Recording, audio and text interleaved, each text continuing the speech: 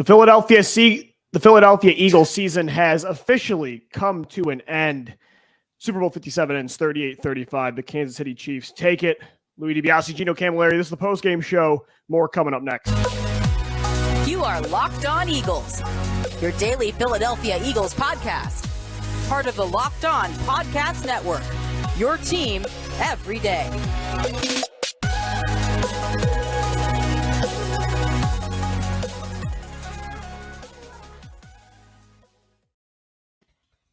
Thank you so much for making Locked On Eagles your first listen each and every day. This episode is sponsored by BetterHelp. It's not a crisis line. It's not self-help. It's not professional therapy. It's professional therapy done securely online. Available to people worldwide, and they have a special offer to our Locked On Eagles listeners. Get 10% off your first month at BetterHelp.com/LockedOn. I'm Louis DiBiase. He's Gino Camilleri.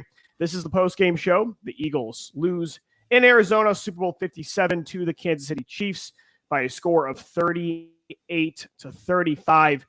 Gino, this, a Super Bowl loss is always going to be tormenting, but I didn't expect it to be like this. And of course, the Eagles are leading by 10 at halftime on the backs of one of the greatest first halves from a quarterback in NFL history. Jalen Hurts, at 24 years old, looked absolutely unstoppable the entire game.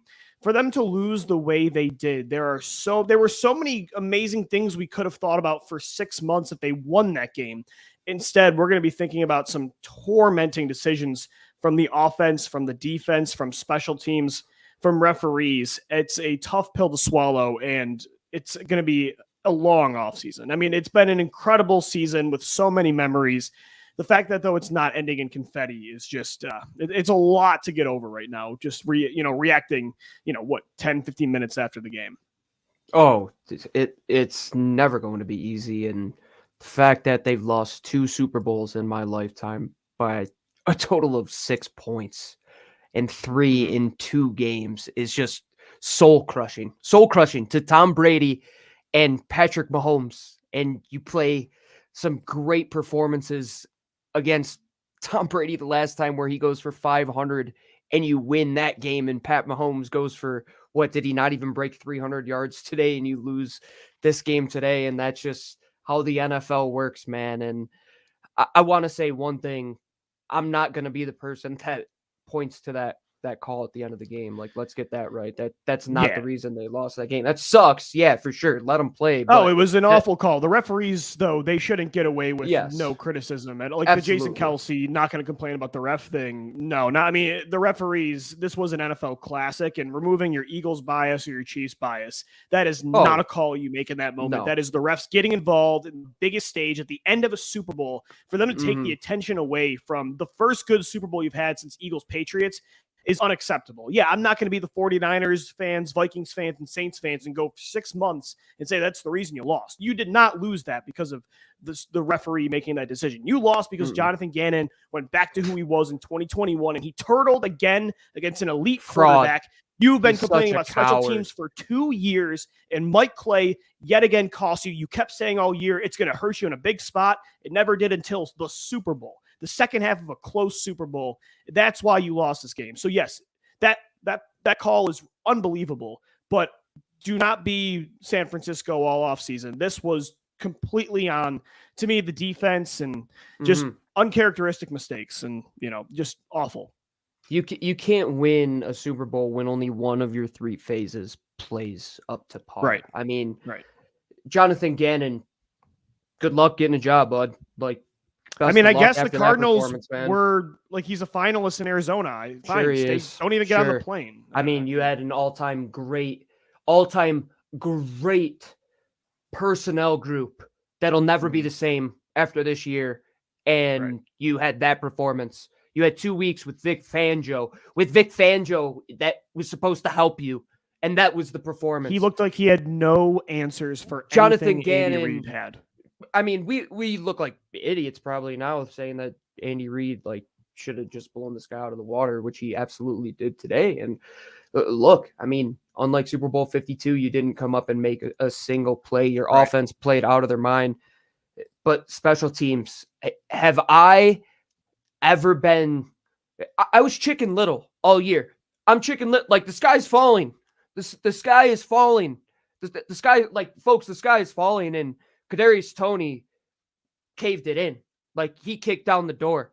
He should have exposed returned both that Jonathan Gannon and Mike Clay in what, Yes, back-to-back 100%. drives?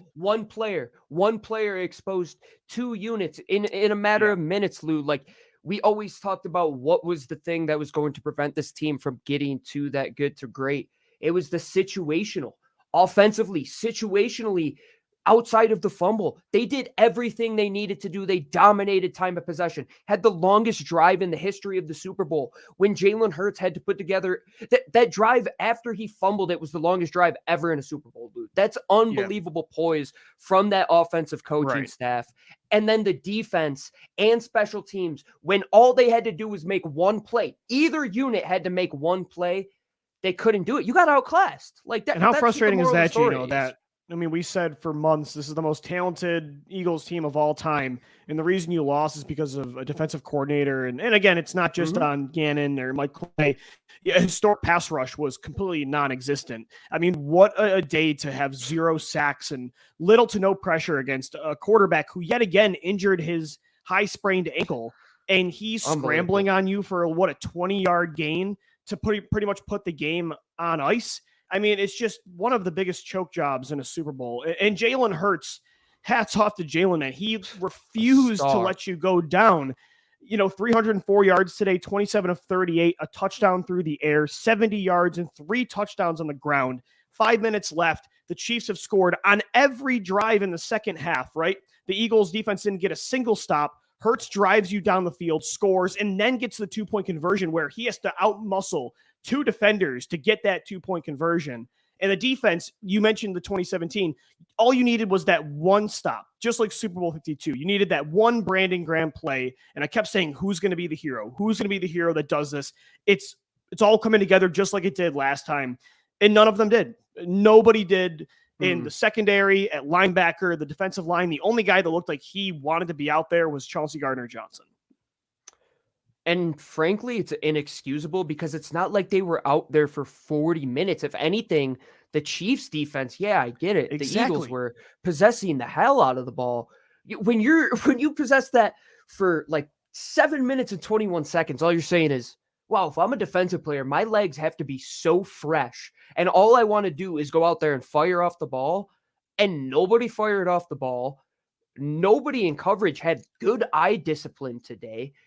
They ran the same play in the red zone on different sides of the field. And how do you score? Because you were undisciplined. And I have always said the last few weeks, especially, like, that gap to good to great, it's eye disciplined. It's getting to your gap, like allowing Isaiah Pacheco to have some of the runs that he did today. And ultimately Patrick Mahomes on a bummed ankle put the ultimate nail in the coffin. And it stinks because it was one of the all-time great offensive performances by an Eagles quarterback in a playoff game ever, by an Eagles offense. A.J. Brown with some unbelievable plays. Devontae Smith, Heisman Trophy winner for a reason, folks. The offensive line played out of their minds.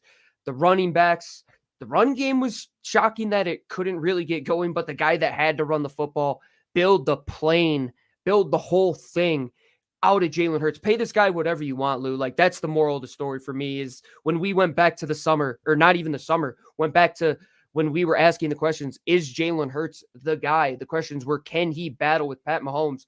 Screw the schedule talk, the strength of schedule, whatever you want it to be. He showed you he could duel with the best of the best today. It was evident. Pay this kid whatever he wants. Build around him. Build that defense. Yep. You're not going anywhere with this young core that they have, in my opinion, man. It's tough. It just feels like an opportunity blown. And again, it's obviously hard to argue. It's hard to be super mad about losing a game to one of the greatest quarterbacks and head coaches of all time when they are in their bag like they were. But at the same time, you had this game. That's why it's frustrating, is you had a 10-point lead. You had every opportunity to close this thing out. And although you got to give your credit to the Chiefs and Mahomes, I mean, the toughness out of him when he re-injures that ankle after TJ Edwards tackles him right before the end of the first half to do what he did in the second half is absolutely incredible. But you had, as I mentioned, you had every opportunity to put this game away, but the self-inflicted wounds that would come up every so often this year, but normally were uncharacteristic, just showed up at the worst time. And even the offense, there were that last drive in the first half and the first drive in the second half. They had to settle for field goals. And I kept thinking, this is just, Patrick Mahomes, his win percentage when he's down by 10 plus in these moments is incredible. I was like, this is not a big enough lead. You did not trust the defense enough. Even the offense, they needed to turn some of those drives into touchdowns. The Hurts fumble was costly. The Quez Watkins drop deep down the field. There were just way too many plays where there are penalties that it was just on. It was like you couldn't really give the Chiefs full credit. It was on you. Yeah, good to great. You can't make those mistakes. It's that evident. You lost today because of little things. And that's what comes down to deciding who wins a Super Bowl and who doesn't win a Super Bowl. Even though you scored 35 points in a playoff game against Patrick Mahomes, he scored 38. Your defense couldn't make a stop when you needed to turn all those drives into touchdowns, even 2 kicking field goals against this guy. That's the thing, Gino. I know it's Mahomes, but you needed one stop. Like, we weren't asking for 20 of them in this game. You needed one drive to stop him. One. And that's why I'm not going to use that penalty at the end. No, it's on Jonathan Gannon. It's on the guys, like on defense for sure. It's sickening. It's just, man. I don't know how the offense could do what they did, and you just have no juice coming out there.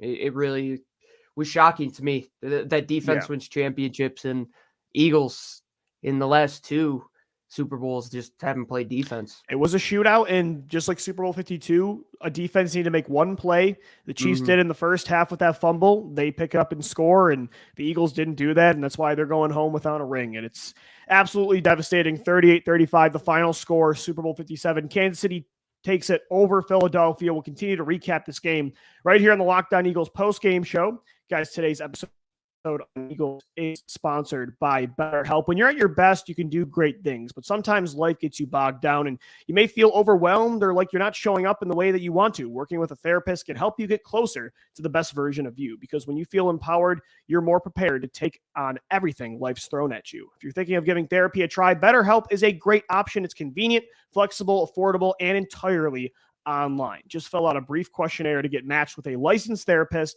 and switch therapists anytime for no additional charge. If you want to live a more empowered life, therapy can get you there. Visit betterhelp.com/lockedon today to get 10% off your first month. That's betterhelp.com/lockedon to get 10% off your first month of online therapy. This is the Locked On Eagles postgame show, one final postgame show for the 2022 season. And man, is it one that I was looking forward to for sure. And at the end of that first half, I'm like, this is going to be the greatest show of our lives. And instead, we're recapping a 38-35 loss to the Chiefs in the Super Bowl. And again, Gino, the positive person in me wants to take the high road and say, man, that performance from Jalen Hurts was incredible. This kid is 24 years old. He's about to get a new contract. You're in great hands for the future. You have a core on both sides of the ball. There's a lot of amazing things about 2022 to feel good about. And I could even start to feel that way quicker if the loss was different. But again, it's just the self-inflicted mistakes. It was the fact that 2 of your 3 units were just not showing up. Makes it a lot tougher to take that high road right now. And I know I will eventually on this show, but tonight's just not the night for that. They should be champions right now. And again, it's Mahomes and Reed. I totally understand it, but this was a better football team that was dominating in every area, and then they just choked. I don't think I think the defense choked. Like I can't say the. That's a choke job. The second half's a choke job. If you have a 10-point lead and the opportunities you had, even the offense, you have to score touchdowns in that situation. Like, you just have to. And the offense did, dude, they scored 35 points. You need one stop. I'm not saying the offense choked. I'm saying the team overall choked. When you lose, when you lose a 10-point game, they came up short. Right. The team overall choked the lead away. Yeah, 100%. Like, it's really unfortunate, but at the end of the day, if you look at the team that came out on top, it was a team that has been in this situation before, has been in multiple Super Bowls, has been the tested team. It's evident. Only 5 of the guys that have played in a Super Bowl for the Eagles that really make an impact, and those guys didn't make a huge impact today when it was all said and done, outside of Jason Kelce and the guys on the offensive line. On defense, Brandon Graham wasn't there Fletcher Cox wasn't there. Nobody really was there on defense. Hassan Reddick wasn't there. Hassan Reddick wasn't there. Like, yeah, how does nobody make that's the reason why, Lou. If I'm gonna look at it and say like who did their job today, the offense did their freaking job. Like they did their job. Yeah, and I agree. When I said they choked it away, I think it's. I mean, again, there were some moments the offense definitely had more mistakes. Yeah, would you want to score? You can't ever 100%, right, 100%, right. Yeah. But you can't complain about it. A 35-point performance in that situation should get the job done for sure. Yeah, no, Lou, I agree, man. Like every time when you're over the years, you're watching the games and you're like, oh, Buffalo should have went for it on 4th down against the Chiefs. That's going to come back to bite them. Oh, Cincinnati should have went for it on 4th down. Yeah, like that did come back to bite them. That's the other thing. Like that's the thing. The offense, again, they deserve way less of the blame. But even that moment, Gino, you look in the second half, I know it was on their own 32-yard line. It's a one-score game, but that's the exact moment in 2017 where Doug Peterson said, no, I have a legendary quarterback on the other side that my defense cannot stop. I am not giving the ball back to him. So what did he do? He went for it on 4th and 1 in his own territory, trailing by 1. Nick Foles finds Zach Ertz. He put the ball in the hands of his elite quarterback for that night, and it paid off. And Nick Sirianni, in one moment, he didn't do that. He decided to punt on 4th and 2. And I know that's a really tough decision to make, especially in that spot. But it was kind of the same situation as Super Bowl 52. There was just a lot of moments where, Gino, this game was so similar to 2017. I was waiting for those moments. It's a shootout between quarterbacks, up 10, you blow the lead, you tie the game, and just none of the magic from that game came back in this one. It was for the other side. You know what the crappy part is, though, dude? It's like Nick Sirianni. You put up all these points, and it's like, I can't even trust my special teams coordinator to pin these guys back. Like that's the reason why we're saying they should have went, Lou. Like let root cause analysis of this. For it.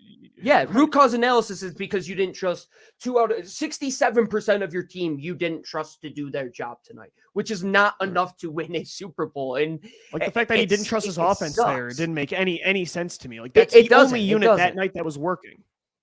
Yeah, I would have left it in the hands of him. I mean, hindsight is 100% 2020, and it's just very, very disappointing because all year I had said until they prove me wrong, and it's like the pass rush proved me wrong, coverage proved me wrong, the linebackers proved me wrong, defense they ultimately showed up little on the biggest of stages, and you knew what the opponent was. It wasn't like the iceberg that hit the Titanic. This thing didn't come out of nowhere. This is the Godzilla, the beast that you knew was there the whole time. It was just like you had to create a weapon to go out there and combat it. And the narrative had to be you weren't going to stop Pat Mahomes. You had to contain Pat Mahomes. For the most part, you did, but situationally, you didn't. You can look at the numbers and say, oh, you held him to sub 300, but situationally, in the second half, he put up points on every single drive when it mattered. Every drive. Exactly. Every drive. Every drive, Lou. And that's what the Eagles won 52 on was that one drive when they needed to stop Tom. They ultimately did, and they didn't get to do that today.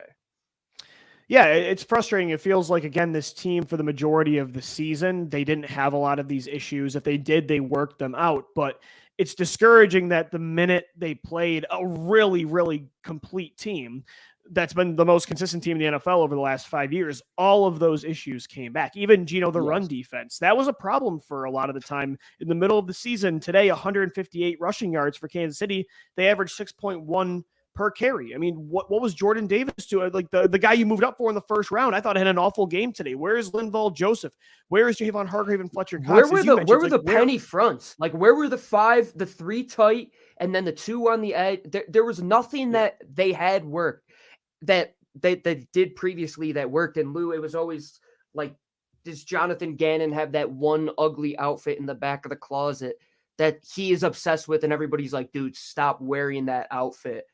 And he brought that outfit out today. And it was so 2021 of just Hassan Reddick's outplaying Sam. And you're like, why is he in coverage, dude? Put his hand in the dirt. Like, what are we doing? We know this is right. I mean, the amount of times that Travis Kelce is going untouched over the middle. They're not passing him off to anybody in zone. Bracketing with TJ Edwards. When he's man on man, it's with Marcus Epps. I mean, all for 2 weeks, me and you said, if you're not going to stop Travis Kelce, but if you prevent him from having the game that he did have, you're probably going to win the game. And like, his numbers aren't incredible, but 6 for 81. He averaged almost MVP. It had to be Mahomes, I'd imagine, with 3 touchdowns in that run. I would predict it was Mahomes. The but yeah, it's just like, 6 for 81. Stud. And again, when you contextualize the plays that Kelce made and that touchdown, what exactly we feared was going to happen. It's like there's so many times over the last 2 years, we're all pointing out what is going to come. And Jonathan Gannon feels like the only guy in the room that isn't aware of it. Like, yeah, it's like the outfit that only he thinks looks good. It's the car commercial where they're making fun of the people in scary movies where they're like, let's get in the running car. And Jonathan Gannon's like, no, let's go hide behind the chainsaws. And it's like, dude, why wasn't Darius Slay man matching Travis Kelce from the get? Why was Marcus Epps ever in your game plan to cover Travis Kelce one-on-one, man? It's like those things that we had said that Kyle Shanahan put a tight end on Hassan Riddick. You're like, oh, our coaches wouldn't do that. And you're like, oh, Marcus Epps, yeah, let's put him in man coverage on Travis Kelce. And why aren't we getting pressure on Patrick Mahomes? And everything that you had expected that you knew couldn't go wrong went wrong for you on defense today. It's just one of the games that feels like you needed to bring your entire A game and every play you had in the playbook out. And it felt like Gannon just leaned back on what they did best. And again, that did get you to a Super Bowl, and you don't just throw everything out the window. But I feel like I don't know what he did in those 2 weeks. It looked like he had absolutely no plan except for the base defense of what they do best. And they didn't have anything specific for Kansas City with what Kansas City does best. It didn't feel like he had a game plan specifically for that team. He said, this is what we do. It doesn't matter who's coming in here. And that destroyed them. To the point where, again, as you mentioned in the second half, they didn't have a single stop.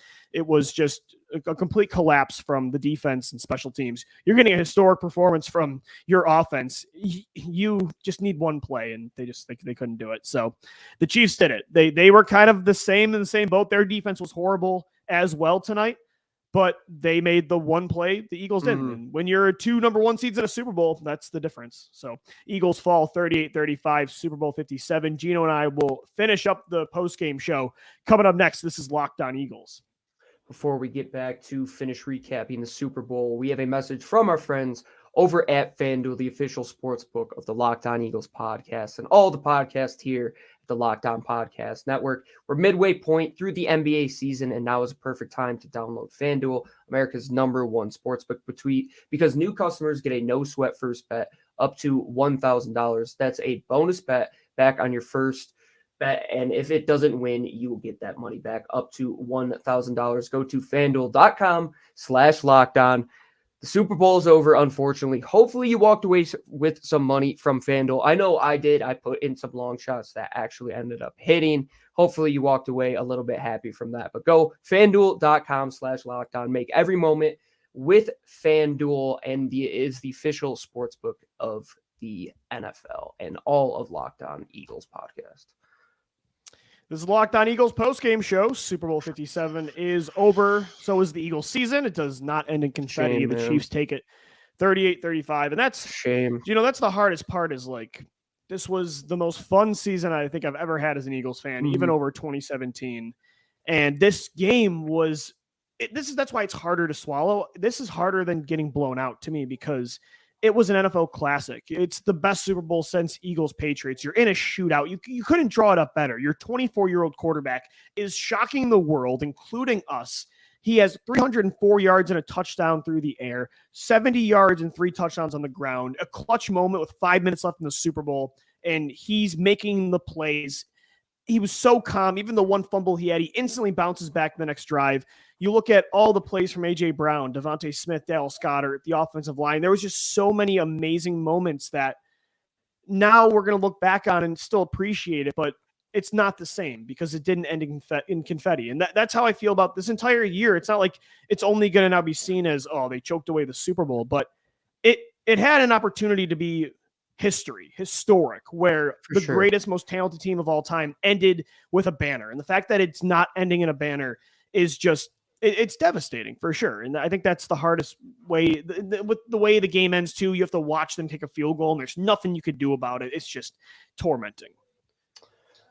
We've always said how this Eagles season has been a culmination of a lot of Eagles seasons in years past. And I think today was very fitting as well. I mean, you lose the Super Bowl by 3 points to a first ballot Hall of Fame quarterback, one of the best ever. You did that back in 2004, 2005. Had happened once again today. Jalen Hurts, man, what does this kid have to do to have his defense make a stop for him in a big time game after he goes down with the cojones and takes a lead now in a national championship and a Super Bowl? Well, not a lead today, but I mean, talk about just needing one stop on the shoulders of an all-time performance, Lou. I don't know how you.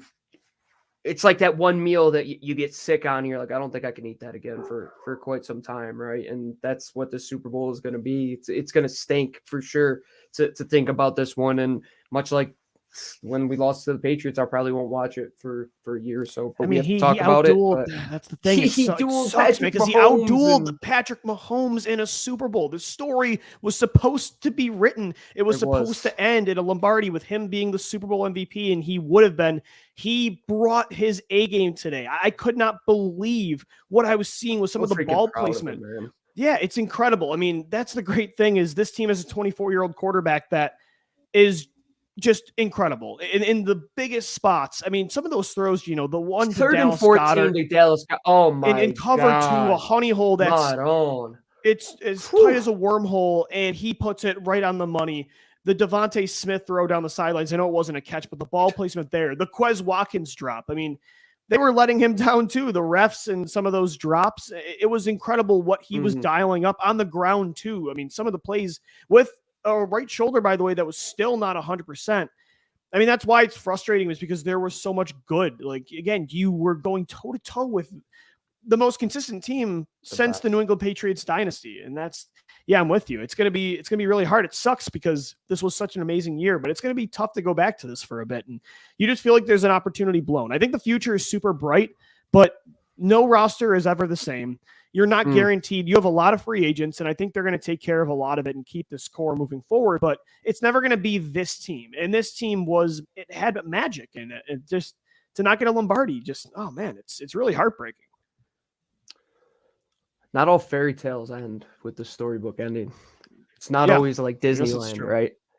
The NFL is the greatest bit of reality television for a reason. And you have to look at this one and say, the neutral observer, they got a great one. These Eagles, they sure know how to freaking put on a show, man. I don't know what more to say. And Lou, I know it sucks to get into like the moral victory side, but from how much this team was just in a weird place about 2 calendar years ago, and so many question marks filled the air coming out of Philadelphia, to get to this point and be right there.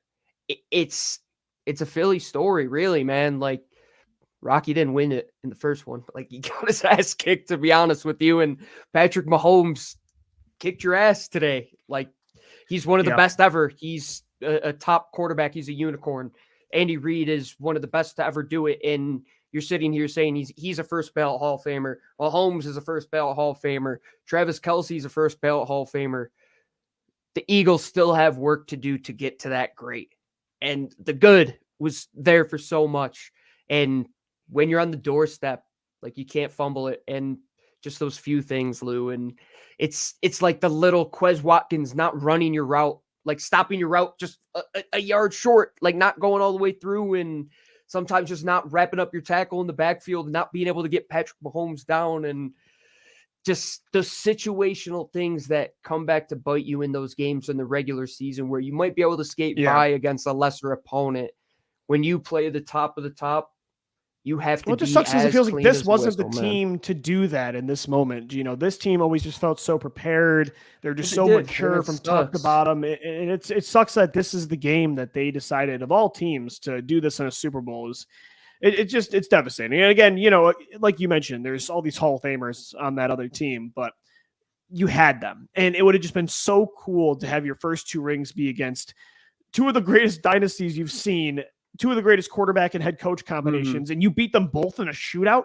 I mean, just it would have been such a cool story that got ripped away. And again, it doesn't negate everything about this year, like you mentioned, from where we came from 2020 up until this point. It's still incredible, and the future is bright, but I don't know. I'm not really in the moral victory mood right now. Maybe I will be by Friday's show, but just devastating for sure. Final score 38-35, man. Any final thoughts? I mean, it's been a great year. It's been awesome on this podcast, but this stings. I'm sure everybody can tell with the energy. I want to say that this was a freaking awesome ride, man. Like even though it didn't finish the way that you wanted to, I'm really glad we got to experience this, and it was a really cool thing. And it sucks to walk away with the loss, but how they did it, I couldn't feel more freaking proud of this team, man. Like I really do. And I'm not going to sit here and whine and complain. Like, you got outdueled by 2 of the best to ever do it. And you just came up short in a moment when you had to come up big. There's not much more to say outside of that, my friend.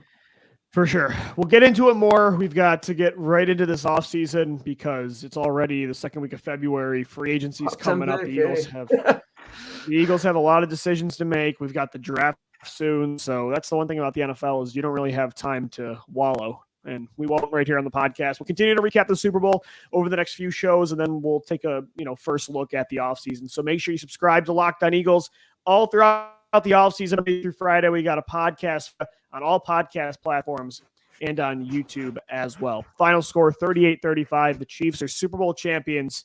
For Gino Camilleri, I'm Lou DiBiase signing off. As always, thank you for downloading. Thank you for watching and listening. And let's go Birds. Fly, Eagles fly.